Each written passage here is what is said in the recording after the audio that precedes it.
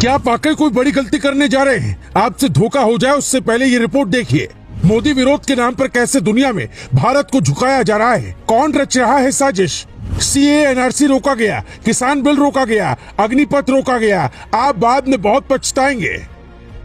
क्या मोदी का विरोध करते करते देश का विरोध शुरू हो चुका है? यह मानसिकता फैलाई जा रही है सरकार कुछ भी अच्छा करे उसे आंदोलन से रोक दिया जाए।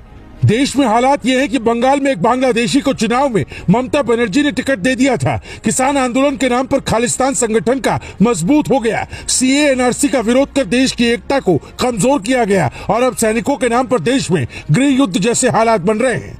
हमारे साथ 2 मिनट तक रहिए, फिर आपको समझाते हैं कैसे देश में मोदी का विरोध भारत का विरोध बनता जा रहा है। हम आपको थोड़ा और पहले लिए चलते हैं। आज 18 जून की तारीख है।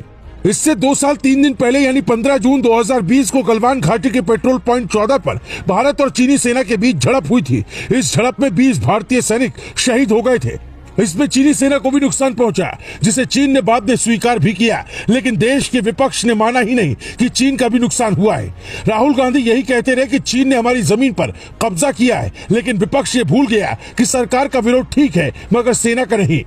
कुछ ऐसी ही कहानी नुपुर शर्मा के विरोध में भी दिखी। भारत ने जब पाकिस्तान के ऊपर सर्जिकल स्ट्राइक की तब तो सबूत गैंग भारत से ही सबूत मांगने लगा, लेकिन उससे भी हैरान करने वाले मामले हैं जो आपकी आंख खोल देंगे। मोदी विरोध के नाम पर देश के विरोध के ट्रेंड की शुरुआत आज से 2.5 साल पहले साल 2019 में हुई थी, जब सीए और एनआरसी बिल को 9 दिसंबर 2019 को अमित शाह ने लोकसभा में पेश किया। उसके 2 दिन बाद ये राज्यसभा में पेश हुआ और फिर 12 दिसंबर को कानून बन गया। जैसे ही राष्ट्रपति ने मंजूरी दी, शाहीन बाग में लोग धरने पर बैठ गए। धरना देने का कनेक्शन विदेशों से सामने आया। विदेशी फंडिंग की बात आई तो समझ आ गया कि यह सिर्फ विरोध नहीं बल्कि साजिश थी। ये लोग चाहते थे कि सरकार को अस्थिर किया जाए। इसके चक्कर में आपके हाथ से क्या निकल गया ये समझ लीजिए। अगर ये लागू हुआ तो घुसपैठियों की पहचान करने में आसानी होगी। जो भी बांग्लादेशी और रोहिंग्या हैं, वो भारत में रहकर कभी पत्थर फेंकते हैं तो कभी खतरनाक साजिश रचते हैं। अब आप सोचिए कि ये लागू होता तो आप और कितने सुकून से रह रहे होते। केंद्र सरकार की योजनाओं का फायदा आपको और बेहतर तरीके से मिलता, क्योंकि तब कोई घुसपैठिया जाली दस्तावेज बनाकर इसका फायदा नहीं ले पाता। हालांकि सुप्रीम कोर्ट के कहने पर यह वाला आंदोलन तो खत्म हो गया, लेकिन साल भर बाद ही नया बवाल छिड़ गया। देश की एकता को कमजोर करने वाले लोग कौन है? साल आगे बढ़ा, मोदी विरोधी झुंड यानी देश विरोधी गैंग भी आगे बढ़ा। 17 सितंबर 2020 को मोदी सरकार 3 नए कृषि कानून लेकर आई। अब ये कानून इतना शानदार था कि भारत के कृषि सेक्टर की तस्वीर बदल जाती।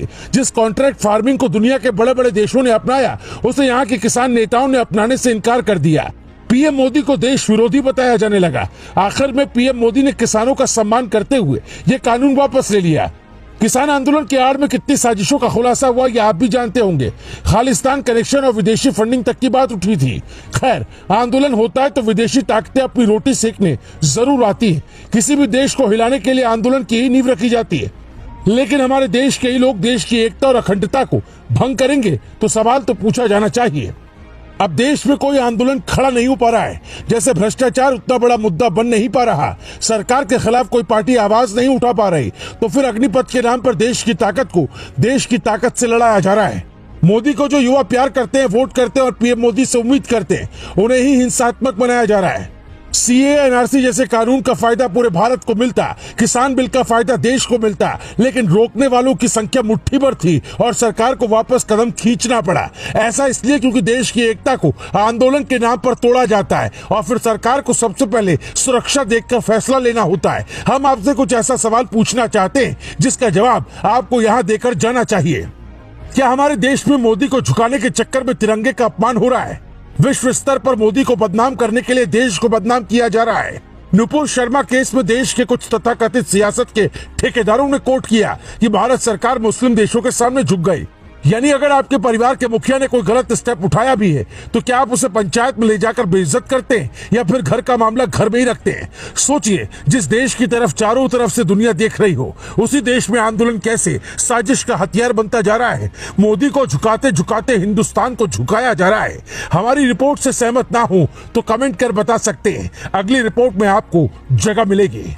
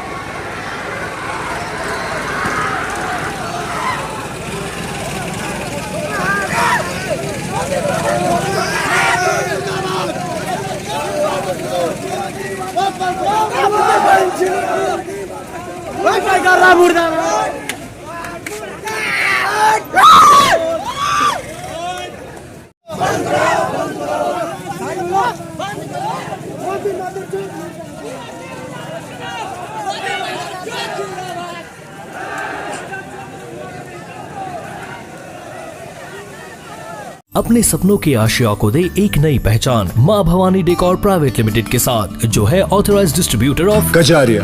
देश की मिट्टी से बनी टाइल से देश को बनाते हैं। और जहां मिलती है सभी प्रकार के Indian and imported granite, marble, sanitary एवं कोटा स्टोन का अनोखा एवं आकर्षक संग्रह। माँ भवानी डेकोर प्राइवेट लिमिटेड मतलब a complete floor solutions. New 0 mile Dadar road, Muzaffarpur. Call 9934753111।